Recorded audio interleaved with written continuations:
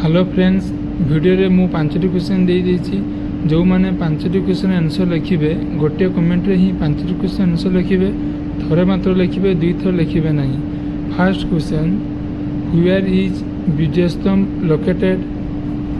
Second question Lingaraj temple is located in which place. Third question which state sun temple of Modhera is located।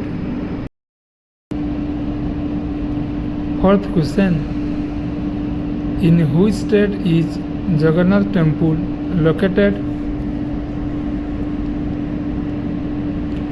Fifth question in which modern state of India is Kamakhya temple located।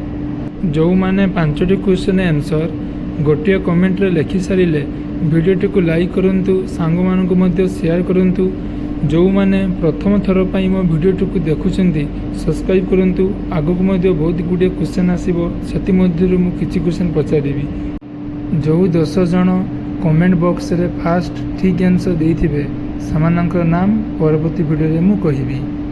जदि आपण मानकु मोर वीडियोटी भलो लागुताय like subscribe करंतु सांग मानकु मध्ये share करंतु।